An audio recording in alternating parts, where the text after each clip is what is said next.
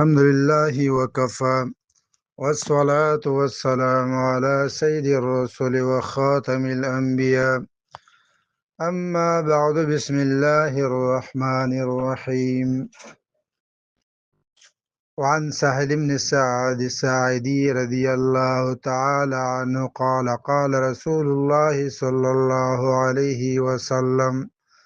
لو كانت الدنيا تعدل عند الله جناح بعوضة ما سقى كافرا منها شربة ماء. مخکې حدیث ذکر شوی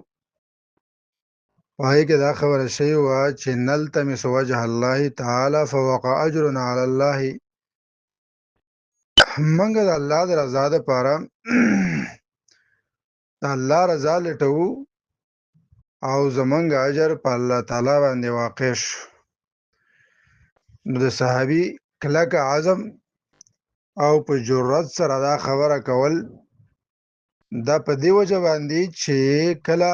انسان خالص د الله د رضا دپاره لګوي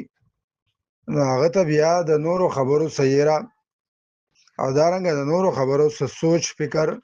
هغه نه وي چې یاره دا عمل به مې قبول شي او که نه. نه چې خالص د الله د رضا دپاره لګوي نو الله تعالی به اجر درکوي. دا حدیث دی د سهل ابن سعد الساعدي رضی الله تعالی عنه. دا فرمای قال قال رسول الله صلی الله علیه وسلم لو كانت الدنيا تعدل عند الله جناح بعوضة که چرته د دنیا قدر د الله تعالی سره وی د ماشي د مچ د وزر برابر ما سقى کافرا منها شربة ماء نو کافر ته به د دین ګوټو بنوي ورکړي. د الله سره د دنیا قدر د ماشي د وزر مطابق نشته. که چرته وی نو کافر مشرک او هغه خلک چې د الله تعالی د دین نه باغی دي نو یو ګوټ اوبه به نه ورکړي. په دې حدیث کې حقیقت الدنیا د دنیا حقیقت او د دنیا زم ذکر کیږي. که چرته دنیا د هغې قدر او قیمت د الله تعالی سره د مچ د وزر برابر وي نو ما سقى کافرا منها شربة ماء کافر ته به د مچ د وزر عمره اوبه نه یې ورکړې، دومره پیدا یې نه یې ورکړې. د مچ د وزر مطابق یو ګوټ اوبه هغه به نه یې ورکړې. اوس دا خبره چې کافر یا هغه خلک چې د الله تعالی د دین او د الله تعالی د قانون نه منکر دي، د الله تعالی د کتاب نه باغین دي، هغوی سره مال دی، د هغوی سره دولتونه دي، قسم قسم آرایش زیب او زینت د ژوند مزې سهولیات خوشحالۍ دي، هر قسمه خوشحالۍ د ژوند سهولیات هغه ورته مهیا شوي دي. نو دې مطلب هرګز دا نه دی چې ګینې داسې خلک دا د الله تعالی خوښ دي. ها دنیا په اعتبار سره د الله تعالی فضل ضرور دی، دنیا په اعتبار سره د الله تعالی فضل ضرور دی چې دا دنیا خور کړی دا اگر که کافر دی ظالم دی د دنیا وسعت مال دولت دارنګه د دنیا سهولیات ورته میلاو دی الله تعالی ورکړي دي. نو د دنیا په اعتبار باندې په الله خپل فضل کړی دی، لیکن د آخرت په اعتبار سره دا خلک هلاک شوي دي لکه څنګه چې قرآن ویلي او څنګه چې د الله پیغمبر ویلي دي. او بیا هغه مؤمنان چې هغوی ایمان راوړی دي او دارنګه د الله تمام قوانین هغې منلي دي، حقوق الله او حقوق العباد هغه پیمال کړي نه دي، د الله تابعدار د الله احکام هغه د هغې پابند دي، دارنګه د الله تعالی د بندګانو چې کوم حقوق دي هغې نه دي پیمال کړي او بیا ورسره د دین علاوه مال دولت دی. نو دا یقینا چې د الله تعالی احسان دی. سره د دې نه چې ایمان پکې دی د الله حقوق د الله د عبادو حقوق هغه نه دي پیمال کړي، مال دولت سره شته دی. نو الله به اخرت هم ښایسته کړي، دنیا هم الله تعالی ښایسته کړې ده. نو مال چا سره راتلل دا سمنه نه دي، خو شرط دا دی چې د حلال او خیال ساتلی دی، مال سره په حلال طریقه باندې راغلی دی، دارنګه د حرامو نه ځان بچ کړی دی. د الله د حقوقو خیال پکې ساتي، زکات، حج هغه پکې ادا کوي. دارنګه د الله تعالی د بندګانو د حقوقو خیال ساتي، نو بیا د مال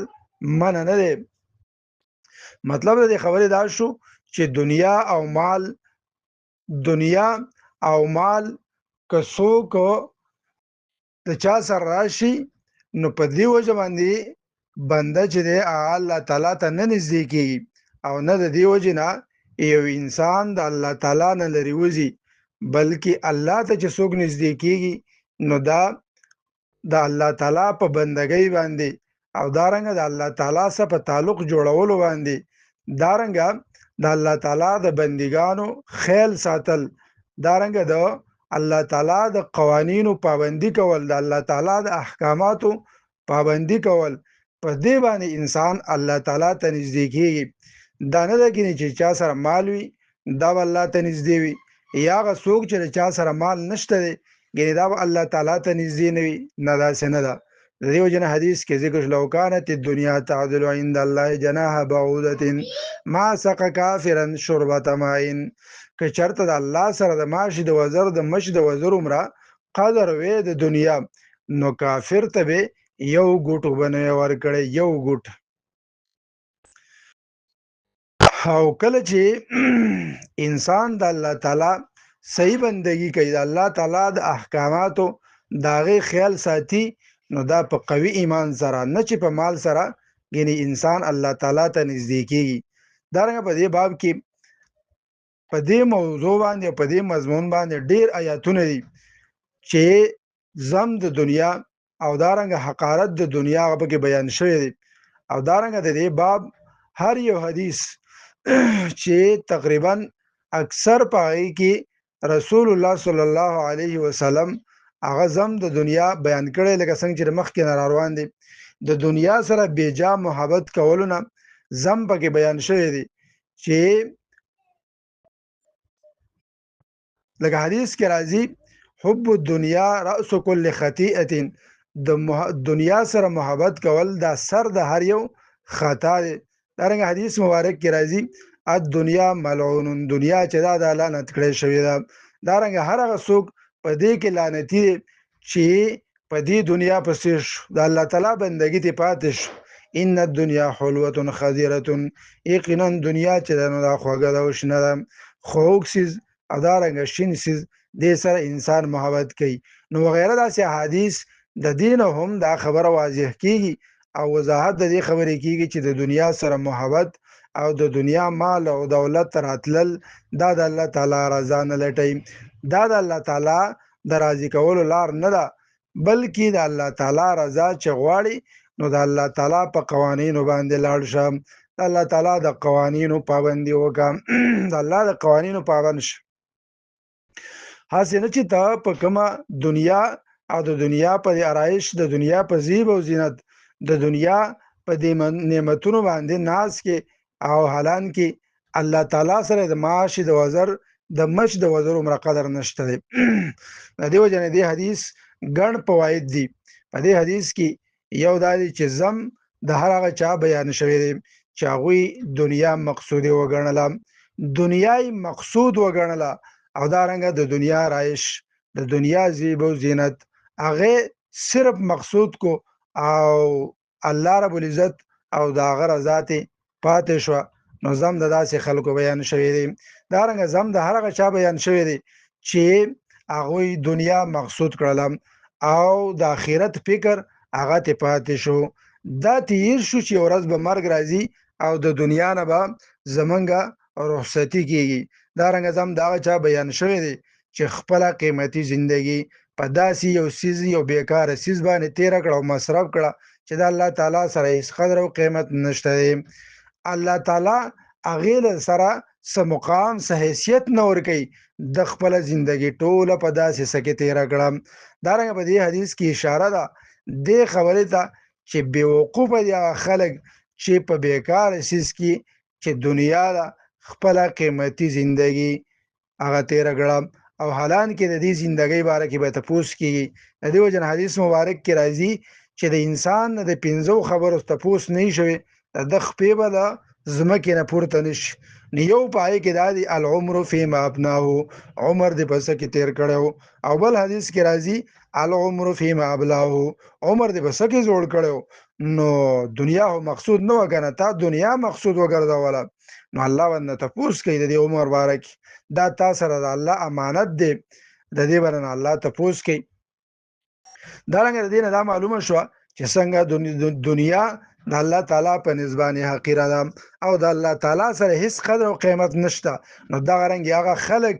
هغه هم د الله تعالی په نسبان دي، د هغوی هیڅ قدر او قیمت نشته چې د الله بندګي ته پاتې شو، د الله تعالی عبادت ته پاتې شو. نو داسې خلک هم د الله تعالی په نسبان دي، د هغوی هیڅ قسمه قدر او قیمت نشته دی. دارنګه په دې حدیث کې د کافرانو تذلیل بیان شوی، ما سقى کافر منها شربة ماء، الله تعالی ما به یو ګوټو به نه ورکړی او د دې دنیا قدر نبی علیہ السلام چې د مچ د وزر عمر الله سره نشته. نو په دې کې تذلیل د کافرو دی چې کافر دومره حقیر او ذلیل سیز پسې ورپسې شوي دي او د ایمان د هغې نه محرومه شوي دي، د الله تعالی نه باغین شوي دي. نو تذلیل د کافرانو دی. همدارنګه د دې حدیث نه دا معلومه شوه چې څنګه د دنیا سره د الله تعالی محبت نشته دی، نو دغه رنګې د الله تعالی د هر هغه کافر سره محبت نشته دی چې ایمان یې نه دی راوړی. دارنګه د هر هغه چا سره ایمان نشته، محبت نشته، اگر چې ایمان یې راوړی دی خو دنیا پسې دی، د دنیا د مزو چرچو نه نه وزګارېږي، د الله عبادت ته پاتې شوی دی. نو داسې خلکو سم د الله محبت نشته لکه څنګه چې د دنیا سره د الله محبت نشته دی. بل دا دی چې د دنیا مثال نبی علیہ الصلوۃ والسلام د مچ سره ورکوي، د مچ د وزر سره ورکوي ورکو په دې وجه باندې چې د کافرو تذلیل کوي. د کافرو تذلیل پکې مراد دی چې کافرو دا دنیا حاصله کړه سره د دې نه چې قیمت د الله تعالی په نسبت باندې د مچ د وزر عمر نشته دی، لیکن د الله تعالی رضا هغه ته پاتې شو، د الله تعالی محبت او هغه ته پاتې شو او په ذلیل سیز باندې شروع شو، په ذلیل سیز پسې ورپسې شو. دې وجه حدیث کې راځي حب الدنیا رأس كل خطیئة، نبی سلامي د دنیا محبت خود ټول خطا سر دی. دا خو ته په اول خطا باندې روان شي چې دنیا سره د محبت شروع کو، حالان کې دنیا دا مقصودی نه و، دا په طور د عارضی دنیا ویني دومره څه کول پکارو چې صرف ستا ژوند پکې تیر شوی وي. او دارنګه د دنیا قدر او قیمت د الله تعالی سره په هغه وخت کې نشته دی چې کله دنیا به حیثیت دنیا مقصود وګرځي، بس صرف دنیا د مقصودی وګرځوله، د الله تعالی عبادت او د الله تعالی دین نه پاتې شو، د دې دنیا قدر د الله تعالی سره نشته دی. ها که دنیا په قدر د ضرورت باندې حاصلې خود الله تعالی عبادت کې، نو بیا بشکه چې دا دنیا دا د انسان د پاره د مؤمن د پاره ذلیل نه ده چې کله ته اعمال صالحه دارنګه د الله تعالی رضا لټې، نو بیا د داسې خلکو د پاره دنیا ذلیل نه ده چې کله ته مؤمنی او د الله تعالی رضا هغه لټې. دارنګه صرف ژوند دنیا مقصود ګرځول، پیغمبر صلی الله علیه وسلم وی چې دا هلاکت دغه خلک هلاک شوي دي او هغوی بدترین خلک دي چې کله دنیا مقصودی وګرځوله. حدیث مبارک کې راځي بئس العبد لها وسعى ونسي المقابر والبلام، ډیر بد بنده دی او ډیر بد انسان دی هغه څوک چې هیر کور سیدل داډو کو او دارنګ تلل مقبره ته، هغه ورځ یې راکړه چې ورځ به په باندې مرګ راشي، دارنګ هغه ورځ یې راکړه چې مقبره ته ولاړ شي دفن بشي او یو ورځ به داسې راشي چې غوښې خو به ریزه ریزه شي لیکن اډوکې به هم ریزه ریزه شي. نو دا ډیر بې وقوفه انسان دی چې په دنیا پسې شو. او داسې خلک چې صرف په دنیا پسې دي او په دنیا پسې او په دنیا پسې روانو، دنیا یې حاصلوله، کله چې د الله تعالی مخې ته ودرولې شي نو ورته وبویلی شي هذا ما کنزتم لانفسکم، دا ستاسو هغه مال دی، دا ستاسو هغه دنیا ده چې تاسو جمع کړې وه، نن دې تاسو زما نه خلاص کړي، نن تاسو د الله تعالی د عذاب نه خلاص شئ. نو الله به ورته وایي هاذا ما کنزتم لانفسکم دا ستاسو هغه دنیا ده دا ستاسو هغه بیکاره څیز دی په دې بیکاره څیز باندې خپل ایمان ورکو په دې بیکاره څیز باندې د الله تعالی رضا بیله او قیمتي زندگی په دې پسې تیره کړې وه دا ستاسو هغه دنیا ده ویخلی لکه قارون هغه ته چې په سر کړه چا چې د دنیا په محبت کې او د دنیا په محبت کې خپله بهترین او غوره زندگی هغه تیره کړه او د الله تعالی بندگی هغه ته پاتې شو نو حدیث کې راځي من احب دنیاه اضر باخرته ومن احب اخرته اضر بدنیاه او خیر او عقلمن انسان څوک دی هغه دی چې هغه خپل دنیا ذلیله کی دنیا ته نقصان ورکي خو اخرت خسته کی او بیوقوف انسان هغه دی چې هغه اخرت ته نقصان ورکي دنیا خسته کی نو عقلمن انسان هغه دی چې دنیا دی ذلیله کی د دنیا مزه او خوندونه خیر دی هغه دی وانخلی دنیا دی داسې تیر شي چې بغیر مزونه او دارنګه د دنیا سہولیات هغه ورته ملاو نشي خو چې اخرت یې خسته شي مطلب دا شو چې څوک د اخرت د کامیابی فکر کوي او دارنګه د اخرت کامیابی غواړي نو عارضی لذتونه او دارنګه د دنیا خواهشات د دنیا مزه هغه به څه کوي هغه به د اخرت د پاره پریدي او دارنګه نیک اعمال به کوي د دنیا راحتونه هغه به پریدي د دې لپاره چې الله تعالی خوشاله شي نو دا اگر چې په ظاهر باندې نقصان ښکاری لیکن د همیشه کامیابی د پاره بهترینه کامیابی ده او دارنګه بهترینه سودا ده د اخرت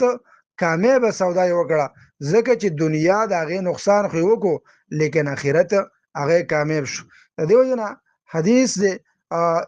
دا یو اعتراض راځي چې آیا هغه خلک چې په دنیا پسې شو دا کافر دي یعنی د حدیث نه ظاهر دا معلومه شو د حدیثو نه مطلب دا راوځي چې په دنیا پسې شو نو آیا دا خلک کافر دي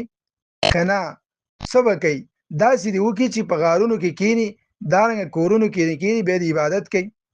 دا مطلب دی نه بلکې دا مطلب هرگز نه دی حدیث کې صرف نقصان خبره ذکر شوې ده چې دنیای نقصانی شو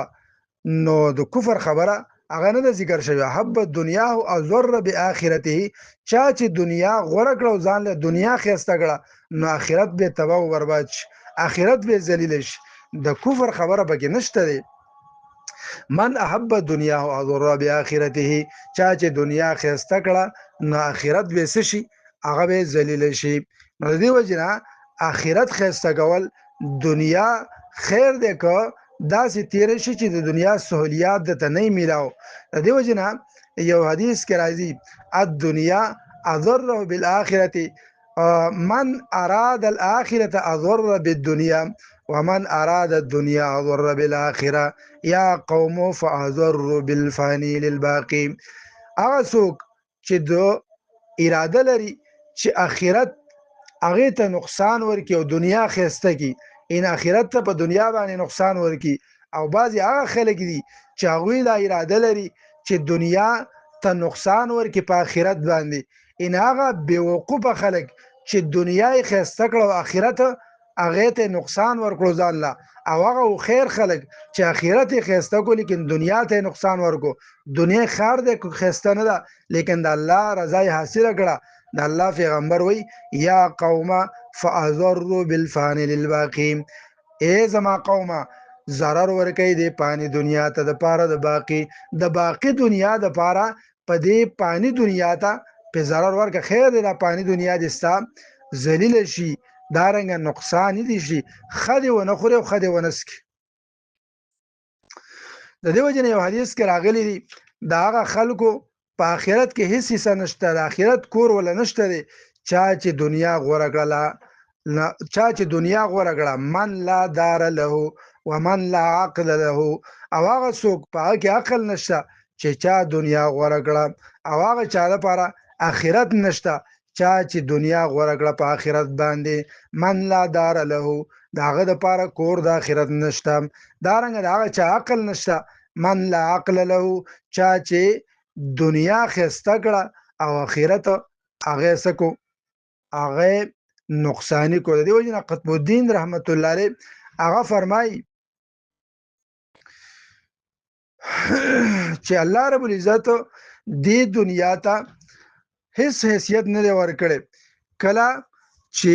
کافر توبه ورکوي لکه حدیث کې چې څنګه ذکر شو د دې دنیا قدر او قیمت د الله تعالی سره هیڅ نشته دی. کله چې په دې دنیا کې کافر او مشرک اوسېږي د الله تعالی دشمنان اوسېږي ځکه که چېرته د الله تعالی سره د مچ د وزر عمره د دنیا قدر وي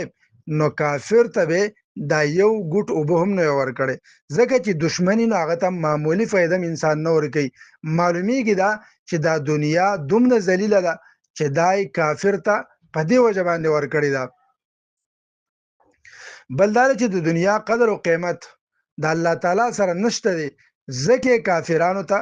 د دینه پیدا ورکړي او کافران په دې دنیا کې ژوند تیری. ولولا ان یکون الناس امه واحده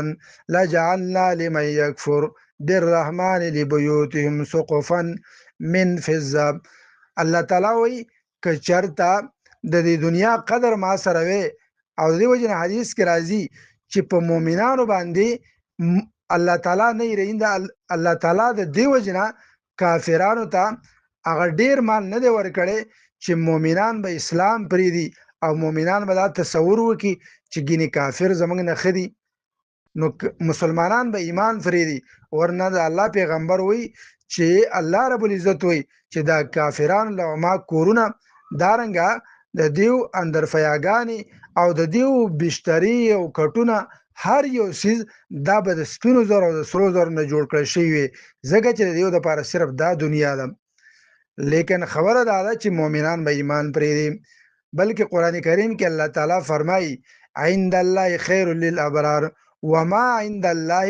خیر للابرار. هغه چې د الله تعالی سره دي د نیکانو لپاره دا بهتر دي. ورزق ربک خیر وابقا. رزق د رب ستا دا غوره دی او دا همیشه دی. نو مؤمنان دي په دې باندې صبر وکړي. یا صاحب لا تعترر بتناعم فالعمر ينفد والنعيم يزول وإذا حملت إلى القبور جنازة فاعلم بأنك بعدها محمول. په دې دنیا باندې دوکه نشي ځکه د دنیا ژوند د دنیا نعمتونه دا ختمېدونکي دي روان دي. نن ځواني ده سبا بوډاتوب دی. نن ماشوم وي سبا بوډای. نن د سره ډیر سو سبا در نه پاتې دي. نن په خپلو خپو باندې ګرځېدي سبا په کونټۍ باندې وګرځي. نن په خپلو خپو په کونټۍ ګرځېدي لیکن سبا داسې یو ورځ را روانه ده چې د بل په ولو باندې به روانې. نو خیر انسان هغه دی چې هغه د بل جنازه وړي نو خپله جنازه تصور کړي چې دا زما جنازه اوچته شوې ده. نو چې کله ته خپل مرګ مخې ته کې او د بل جنازه خپل جنازه وګڼي نو تا نه بیا ظلم نه کیږي تا نه بیا د الله تعالی خلاف نه کیږي. په دې وجه باندې اکبر علا آبادی رحمت الله علیه هغه ذکر کړي دي کئی بار ہم نے دیکھا کہ جن کا مشین بدن تھا معطر کفن تھا جو قبر کون ان کی کودی تو دیکھا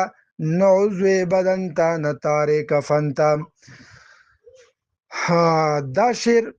وی ډیر کرته هغه خلک چې د هغوی ښایسته بدنونه او دارنګه ښایسته جوسې وي او د هغوی ښایسته رخسار او د هغوی حسن چې د هغوی حسن او جمال ته خلک به په ننداره او د هغوی حسن د خلکو زړونه به ځان ته مایل کول او ځان پسې به راښکل او دارنګه چې کله وفات شو قیمتي کفنونه ورکړی شو او دارنګه قیمتي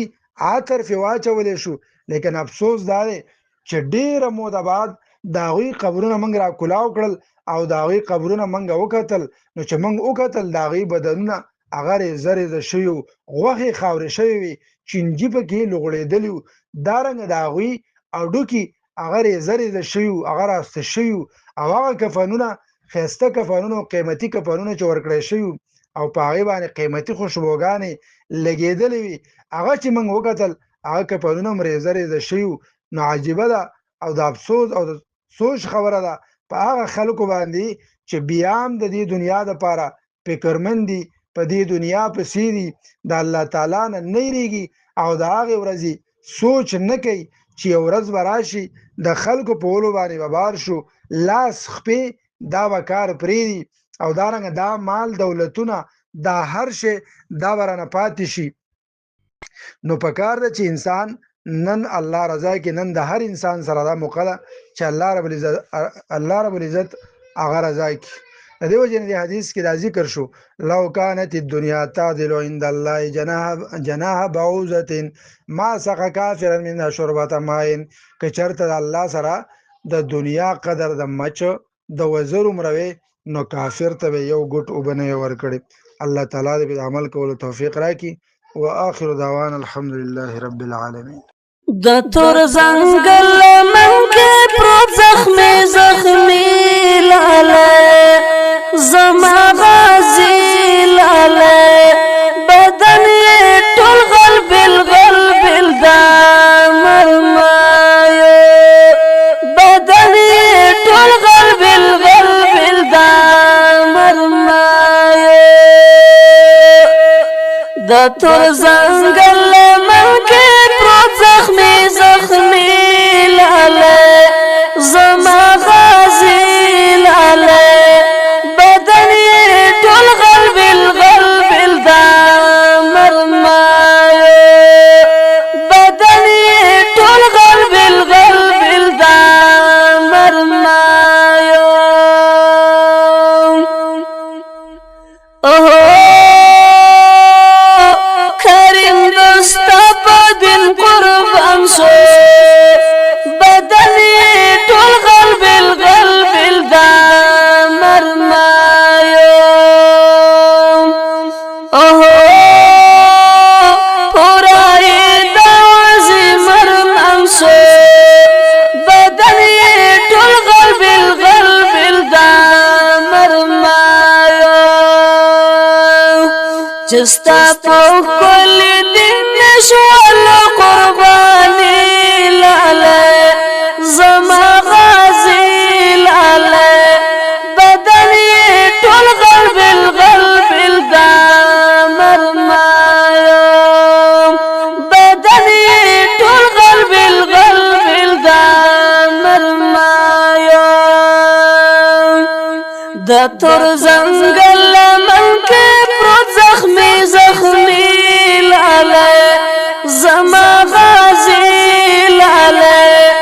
بدن ټول غلب دا مرمایو بدن ټول غلب دا مرمایو. اوه پوانا دنګ لکه نختر وام بدن ټول غلب دا مرمایو. اوه فاتح باطل دی هر سنگر وام بدن ټول غلب دا مرمایو. زکا فیدا شو په سنگر کې سنگاري لاله زما غازي لاله بدن ټول غلب دا مرمایو بدن ټول غلب دا مرمایو. د تور زنګل من کې پروت زخمي لاله زما غازي لاله بدن ټول غلب دا مرمایو بدن ټول غلب دا مرمایو. اوه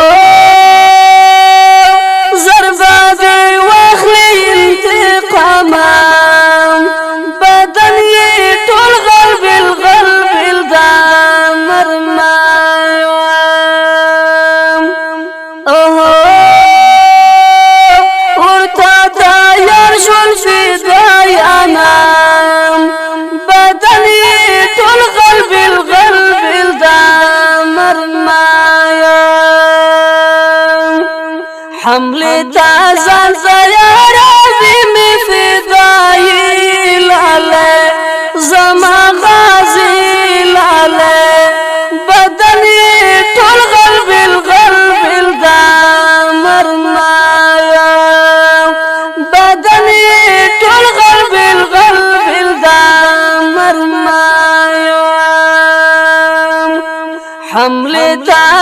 ديار دي مفداي لاله زما غازي لاله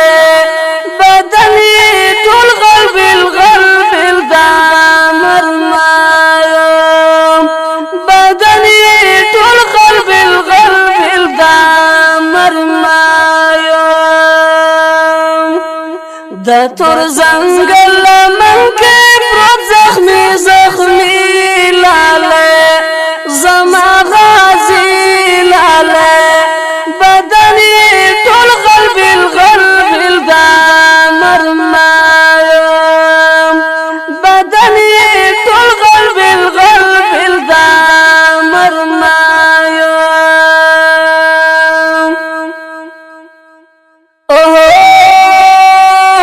رخو من نغلو غازی آرام بدنی طول قلب القلب الدامر مایم دمرا میں وکڑو انتظارام بدنی طول قلب القلب الدامر مایم ما بالدا فتح زرائی خمخار اوڑی لاله زما غازی لاله بدنی طول قلب القلب الدامر مایم بدنی طول قلب القلب الدامر مایم ما بالدا فتح زرائی خمخار اوڑی لاله زما غازی لاله